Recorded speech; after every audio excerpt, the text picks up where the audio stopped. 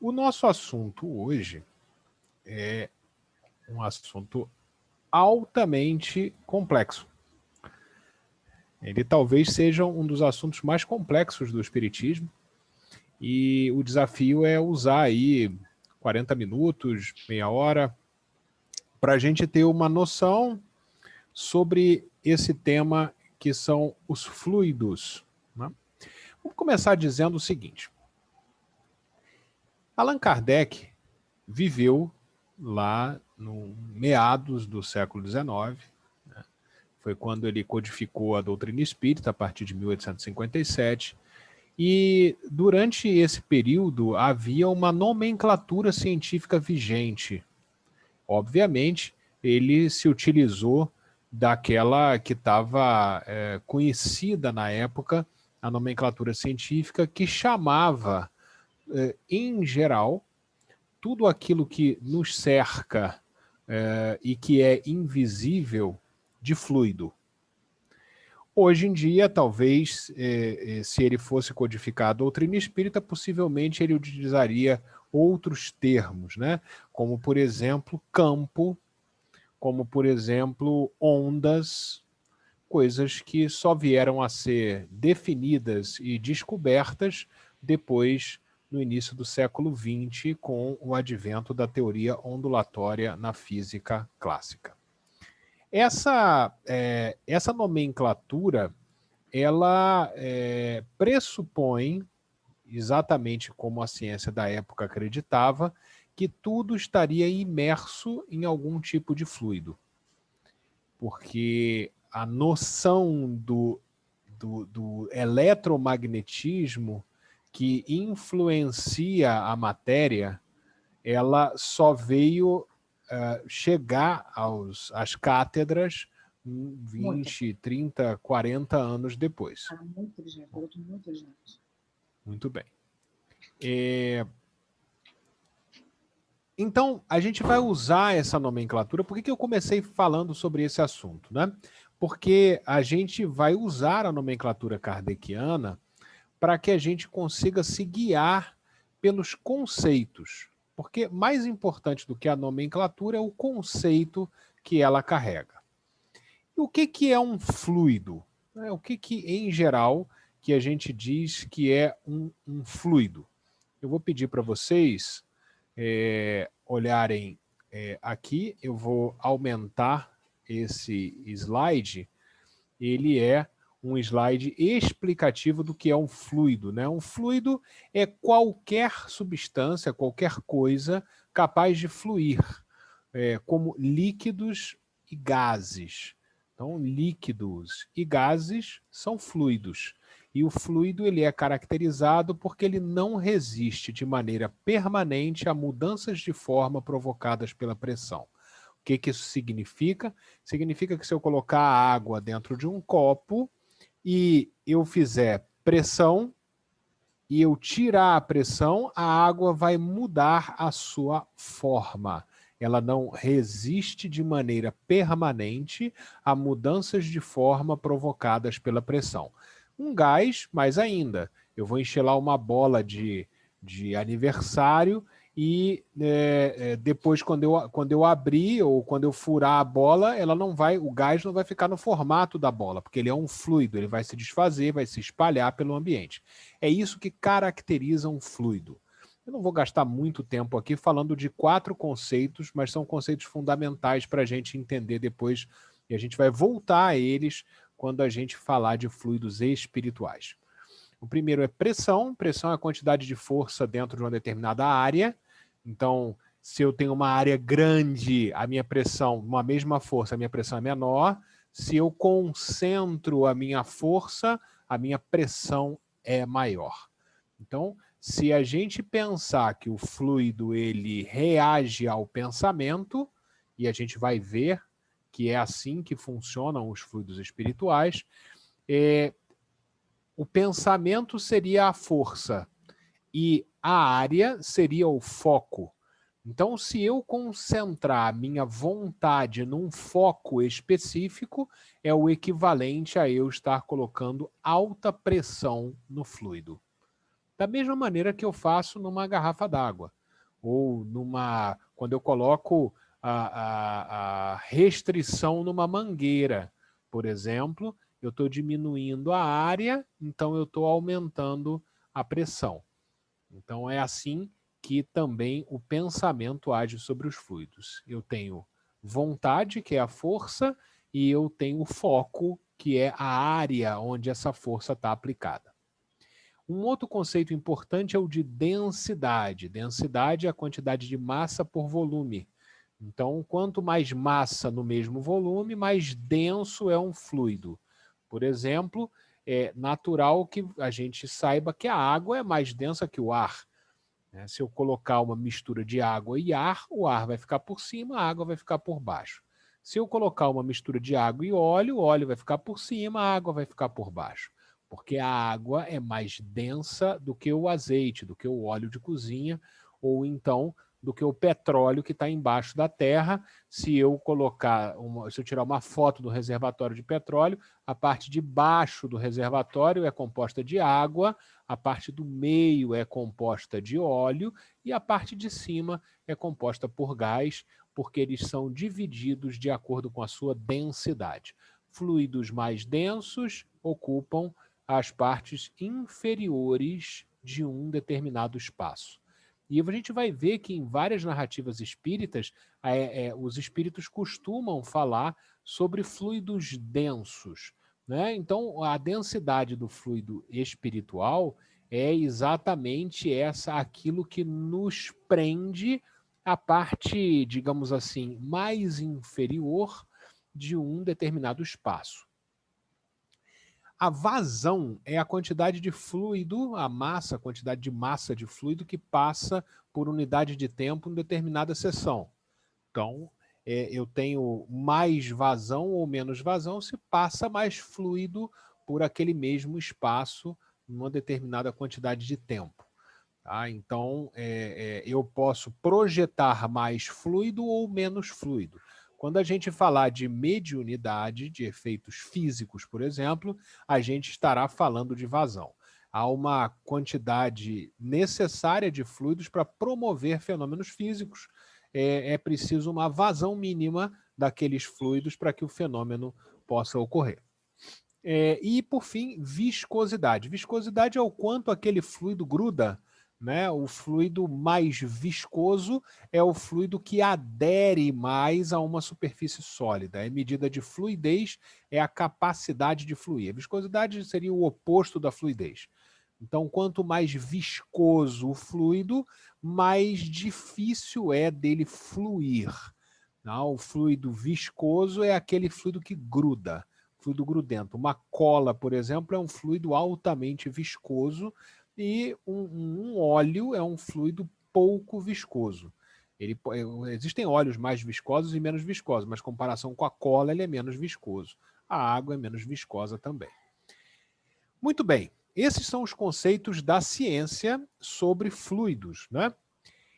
E agora vamos falar de fluidos espirituais. Esse é o capítulo 14 da Gênesis, é o capítulo que fala muito sobre fluidos, né? Então vamos lá. Vamos começar com duas definições kardecianas que são importantes. Dentro da relatividade de tudo, esses fluidos têm para os espíritos, que também são fluídicos. Aí você vai falar assim, mas peraí, calma. O espírito é fluídico? O espírito não é imaterial? Calma, aqui ele define espírito como o ser imaterial envolto em uma camada de fluidos que a gente vai ver depois que recebe o nome de perispírito, aquilo que envolve o espírito. Então aqui é espírito no sentido de princípio inteligente individualizado e imaterial, mais o seu perispírito. Os espíritos que também são fluídicos, uma aparência tão material quanto a dos objetos tangíveis para os encarnados e são para eles o que são para nós as substâncias do mundo terrestre. O que significa isso, né?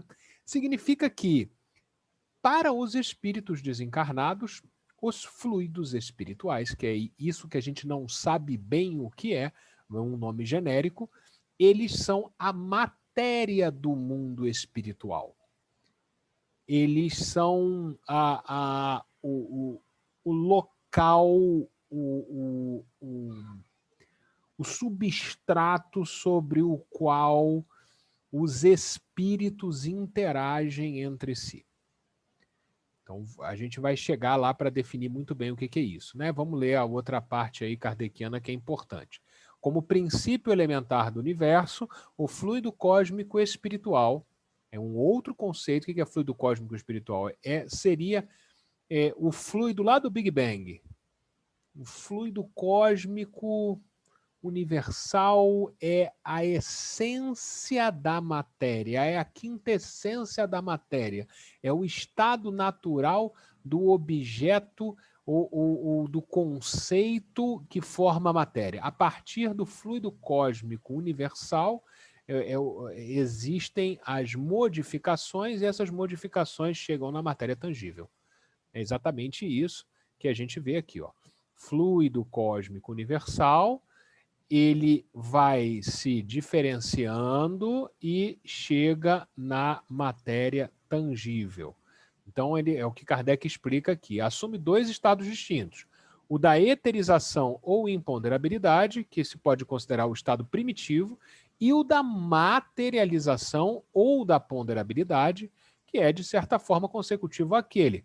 O ponto intermédio é o da transformação do fluido em matéria tangível. Então vamos lá. A essência da matéria recebe por Kardec o nome de fluido cósmico universal. Essa essência da matéria vai se diferenciando, vai se densificando até formar o que a gente conhece como matéria tangível. No meio do caminho, existem vários estados, e um desses estados é o chamado estado dos fluidos espirituais. Então, os espíritos que habitam determinado orbe, eles existem, espíritos aí entendidos com o seu perispírito, eles existem e se interrelacionam da mesma maneira como nós dependemos do ar para falar e ouvir um ao outro. Então, nós estamos imersos nesse fluido chamado ar.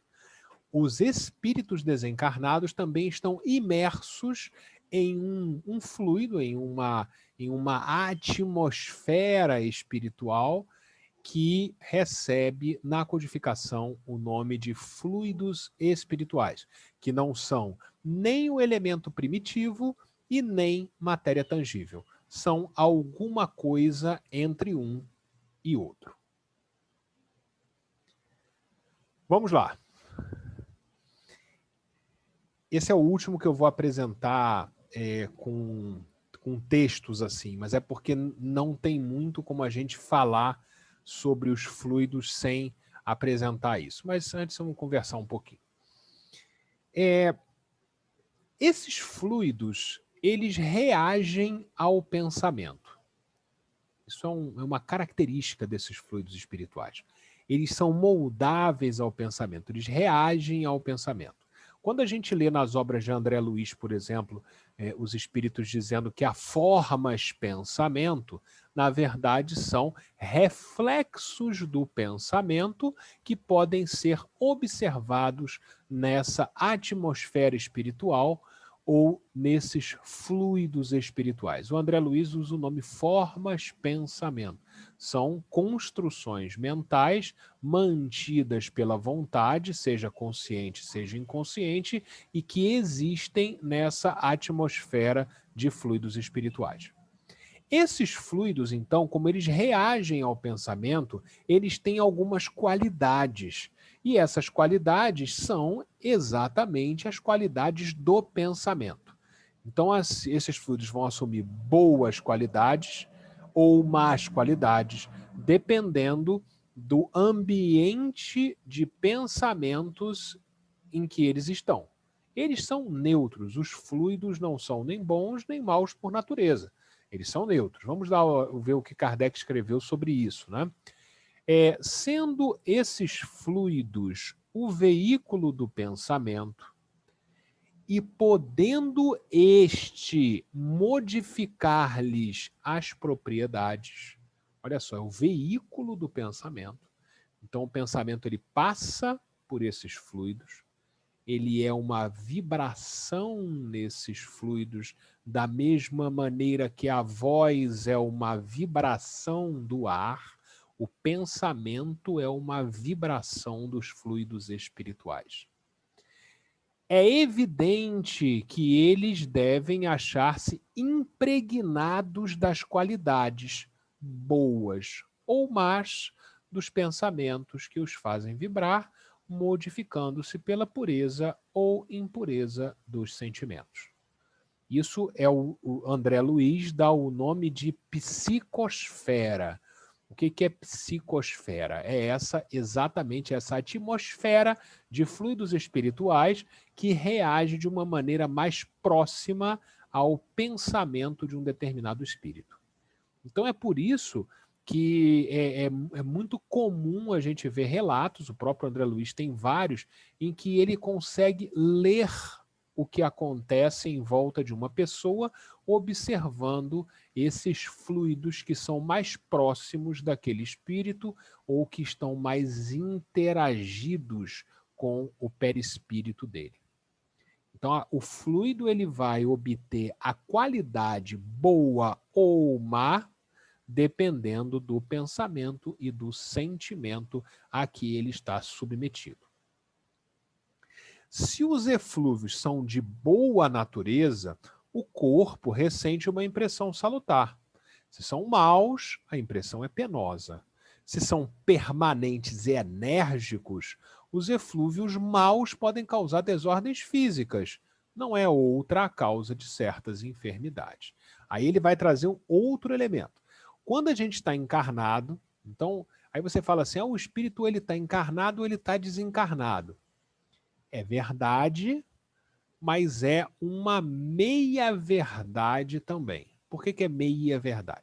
Porque quando a gente está encarnado, a gente não deixa de viver como espírito. Então a gente coexiste nos dois planos.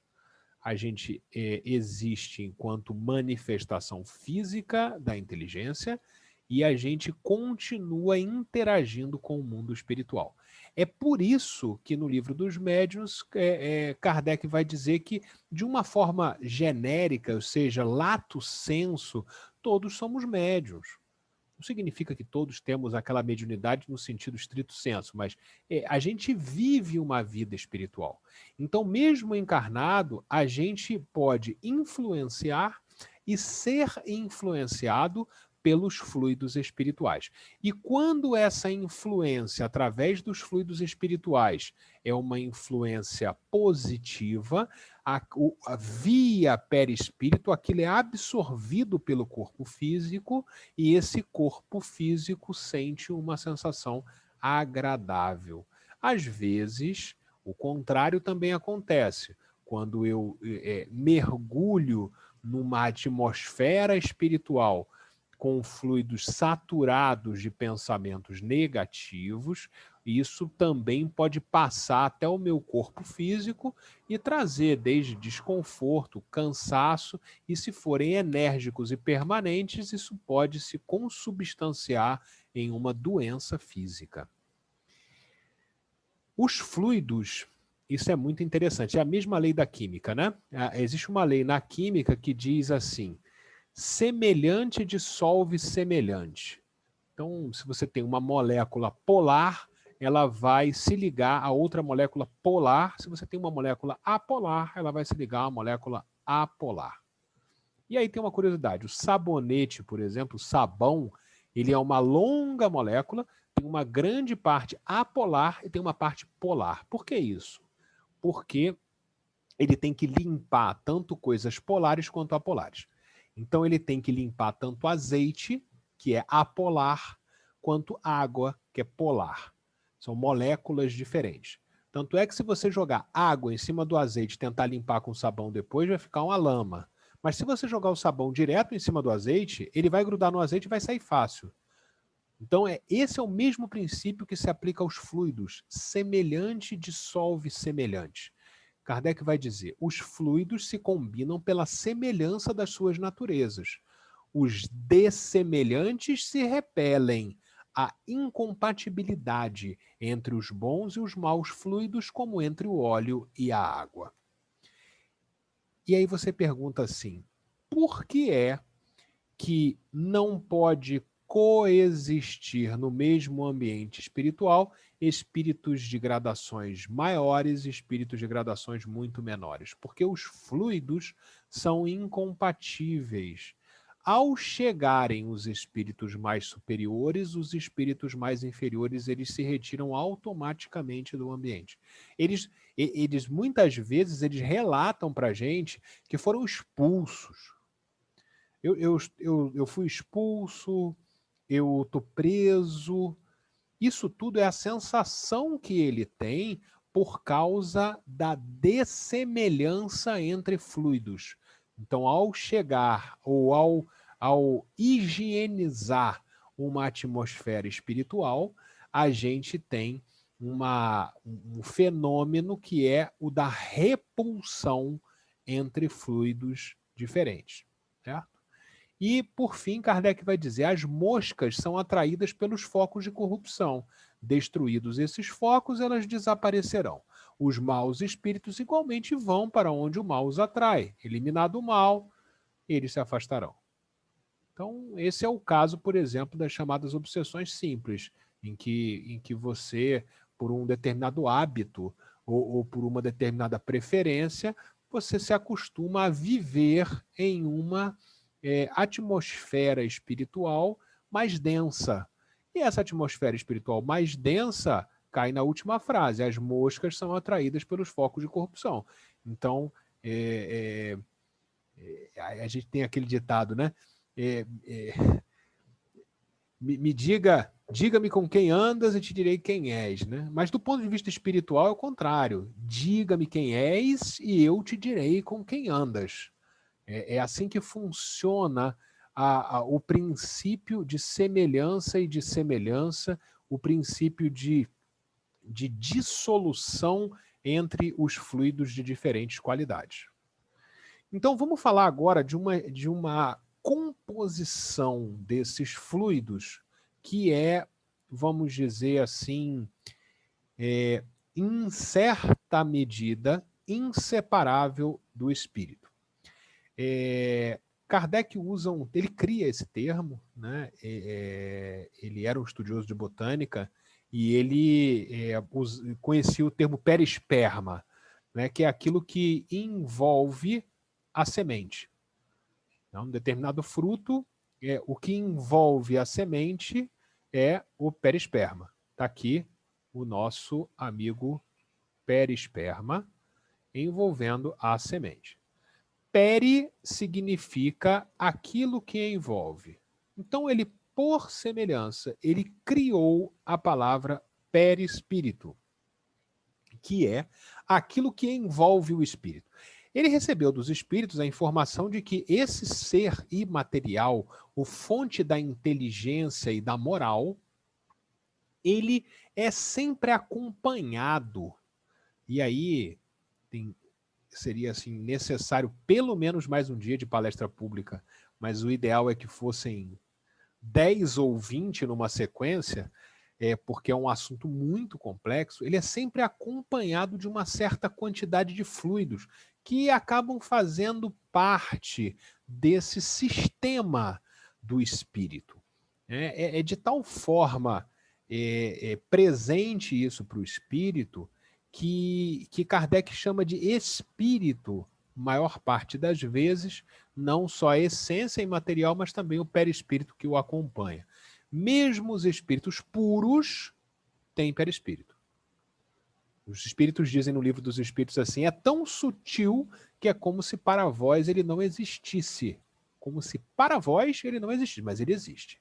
Então, no homem há 3 coisas. Aí vamos lá, nomenclatura kardeciana. Homem, ou ser humano, né? Se a gente fosse falar hoje em dia, a gente usaria ser humano em vez de homem. Mas há no ser humano 3 coisas. O corpo, né? o ser material análogo aos animais e animado pelo mesmo princípio vital. que é um outro tipo de fluido, e a gente vai falar dele. Segundo, a alma ou ser imaterial. Então tem o ser material, tem o ser imaterial, e depois o laço que prende a alma ao corpo é um princípio intermediário entre a matéria e o espírito. Ou seja, é um elemento semimaterial. Aí você vai me perguntar assim, o que é semimaterial? Não sei. Ele é um nome que foi dado para dizer que ele é uma matéria, mas não é igual à matéria tangível nossa. Não é detectável igual à nossa matéria. Mas ele também não é não matéria. Ele é matéria, mas uma matéria mais quintessenciada, uma matéria mais sutil. Né? Então, da mesma maneira que tem o perisperma, tem o perispírito. Né? Ele é o traço de união entre a vida corpórea e a vida espiritual. Por seu intermédio é que o espírito encarnado se acha em relação contínua com os desencarnados. Lembra que eu falei que a gente é uma meia-verdade, ou a gente está encarnado ou está desencarnado? Quando a gente está encarnado, a gente também mantém uma relação com os desencarnados. É assim que está na Gênese. E é através do perispírito. O que é esse perispírito? São esses fluidos espirituais que acabam se... Eu vou usar um termo para ser mais simples. Eles acabam se grudando nesse ser imaterial, porque ele é quase material, então ele é bem próximo à natureza do espírito. Acabam se grudando nesse ser imaterial e permitem que esse ser imaterial se comunique, por exemplo, com outros seres através dos fluidos espirituais. Muito bem.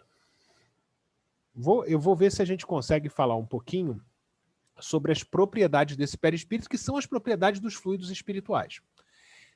Plasticidade ao pensamento. Isso é importante, né? Kardec vai dizer lá, o pensamento se reflete no envoltório perispirítico como num espelho. Embora o corpo material se lhe conserve impassível, o seu corpo fluídico é posto em ação pelo pensamento e reproduz-lhe todos os matizes. É assim que os espíritos desencarnados conseguem saber o que a gente está pensando, porque o perispírito é um espelho para os desencarnados do nosso estado mental, da nossa vontade, do nosso pensamento. E algumas vezes essas transformações, a plasticidade ao pensamento, decorrem de uma intenção, mas a maior parte das vezes ela é inconsciente.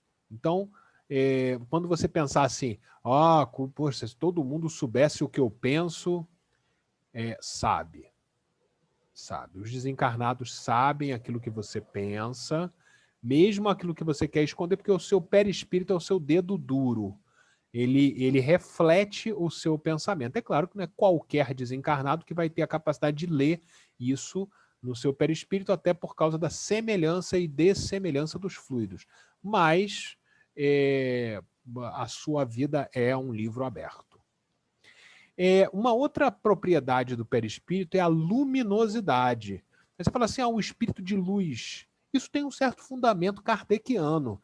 Né? Ele diz assim, por sua natureza possui o espírito uma propriedade luminosa. A intensidade da luz está na razão da pureza do espírito. A luz irradiada por um espírito será tanto mais viva quanto maior o seu adiantamento.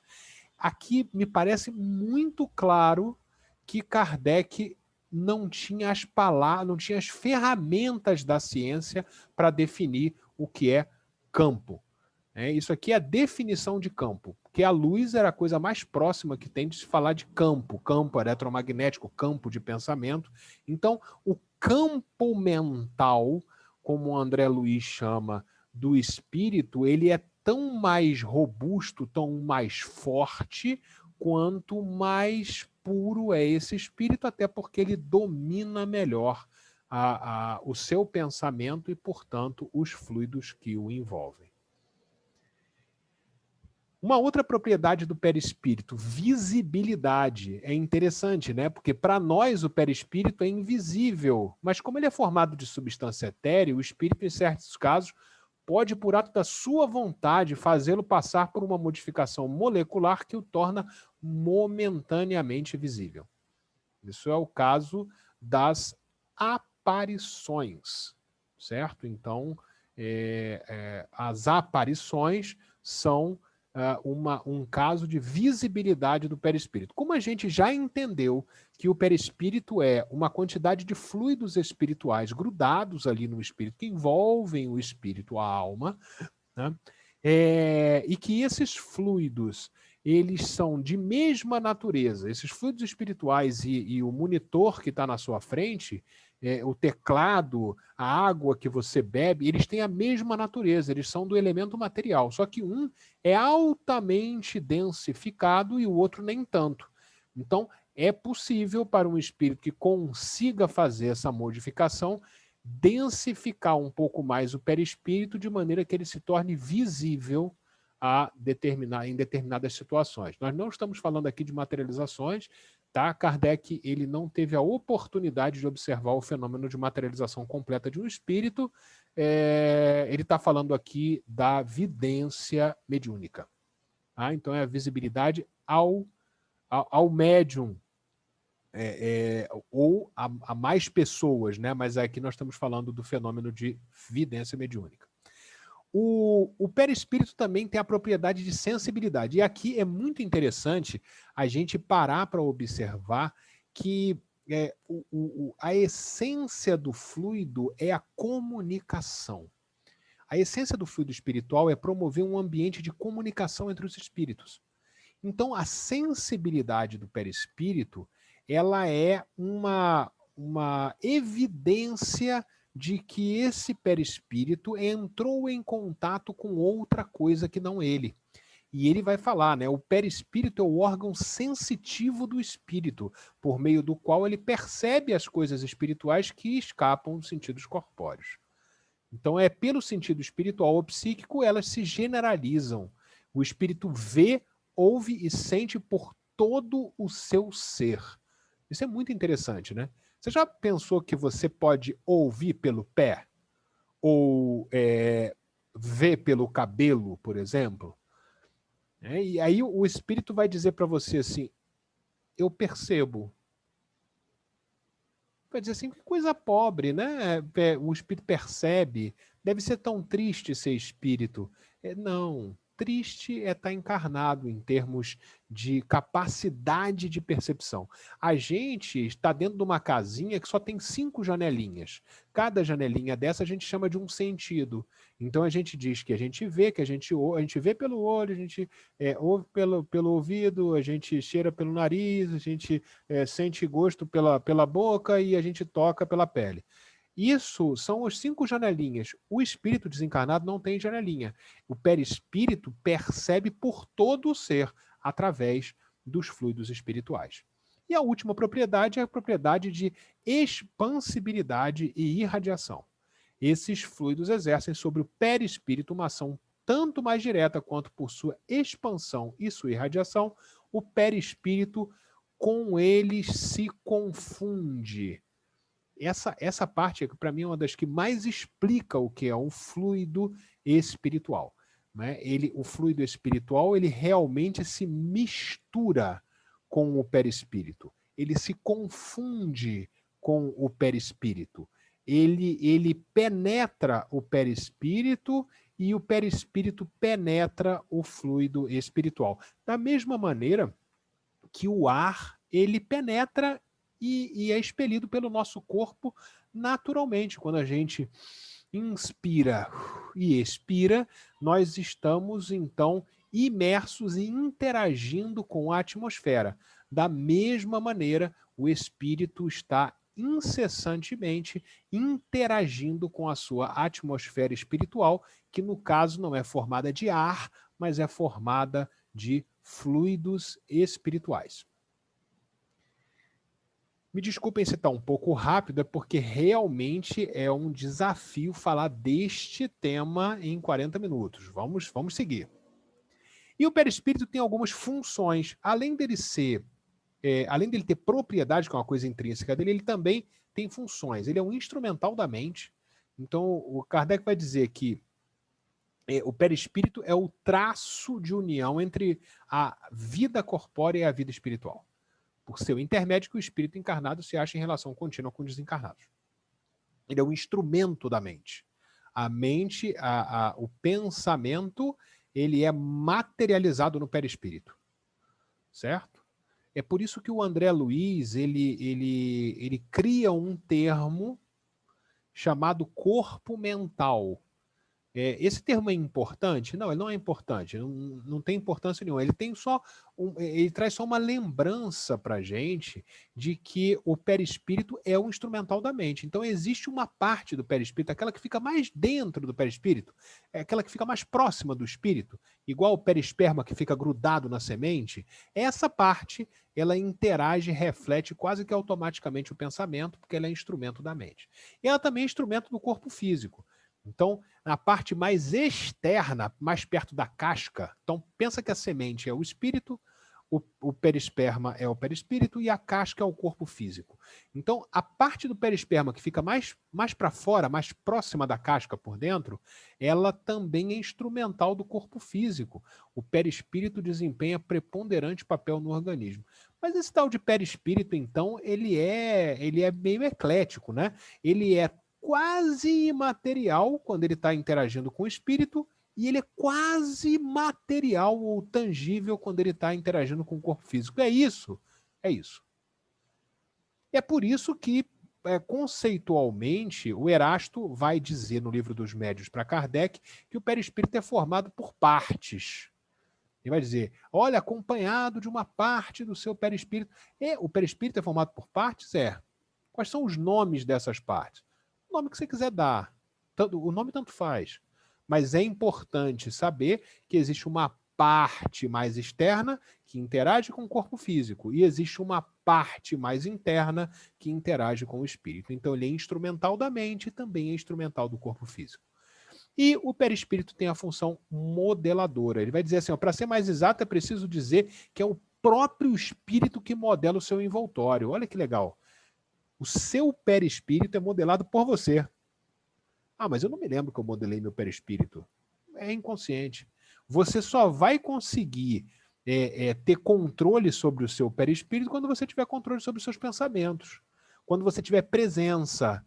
Quando você tiver um conhecimento sobre o universo, sobre Deus, sobre a criação, que te permita ter liberdade para controlar esses fluidos de maneira completa, vai ser o espírito mais superior. É assim que raças mais adiantadas têm um organismo, um aparelho cerebral mais aperfeiçoado que raças primitivas. Então, se você pegar, por exemplo, um grande símio, é diferente de você pegar o ser humano, né? A raça humana é diferente de uma raça de grandes símios, que é diferente de uma raça de répteis, né? É diferente. Você tem um aparelhamento cerebral, na verdade, um aparelhamento orgânico como um todo, que é proporcional à elevação daquele princípio inteligente. Se é um princípio inteligente individualizado ou não. Então, o que ele está dizendo aqui é o seguinte: tem a ver o perispírito com o corpo físico, tem a ver o perispírito com o espírito, e os dois juntos têm a ver com a modelagem do organismo, né? Desse modo que explica um cunho especial que o caráter do espírito imprime aos traços da fisionomia e às linhas do corpo. E realmente a gente tem... o Hernani Guimarães Andrade chama o perispírito de modelo organizador biológico. Na verdade, é um outro nome para isso que está escrito na Gênese aqui, dizer que ele tem existe um certo grau, no nosso nível ainda a matéria é muito densa, isso é muito pouco, mas existe um certo grau de traços no corpo físico que provém da natureza da alma através do seu perispírito. Por fim, eu não vou entrar em detalhes, mas o perispírito, na verdade, os fluidos, eles exercem um papel fundamental na mediunidade. Tá? Então, quando a gente está falando de mediunidade, a gente necessariamente está falando de fluidos, ou seja, um médium, para ele se comunicar com o espírito, ele passa o seu pensamento através dos fluidos. Deixa eu ver se tem alguma esse aqui é mediunidade de efeitos inteligentes. Então vamos dar uma olhadinha nesse slide aqui, acho que fica legal de ver. Aqui desse lado a gente tem o espírito comunicante, e aqui, naturalmente, esse espírito está sempre acompanhado do seu perispírito. Aqui eu vou botar a nomenclatura do André Luiz, que é corpo espiritual, mas esqueça isso aqui. Perispírito aqui, e o médium está encarnado, o espírito médium, perispírito do médium, corpo físico do médium interagindo com a matéria física. Esse perispírito do médium, através dos fluidos espirituais, entra em contato com o perispírito do comunicante. E aí o perispírito do comunicante, então o espírito do comunicante tem uma ideia, o perispírito a gente viu que é instrumental da mente, a gente viu que os fluidos passam as ideias, o perispírito do médium emancipado capta essa ideia e ele materializa essa ideia, seja falando através da psicofonia, seja escrevendo através da psicografia. Então, além de tudo aquilo que a gente estudou de fluidos, o que é fluido, qualidade dos fluidos, composição dos fluidos do perispírito, propriedades do perispírito, funções do perispírito, a gente ainda tem os fluidos espirituais servindo de intermediários para os fenômenos mediúnicos, sejam eles de efeitos físicos, sejam eles de efeitos inteligentes, o primeiro, que é mais simples o processo, sejam eles de efeitos físicos, que é um processo mais complexo, porque o deslocamento, a parte do perispírito que é posta em movimento do médium, é uma parte mais material do perispírito, que o André Luiz chama de duplo etérico, mas na verdade são fluidos vitais. Então ele combina o fluido vital do médium com o fluido espiritual do espírito comunicante, com o fluido universal, e isso impregna a matéria física, não é mais o corpo físico do médium que mexe na matéria física, mas exatamente essa penetração dessa combinação de fluidos que dá animalidade a essa matéria física.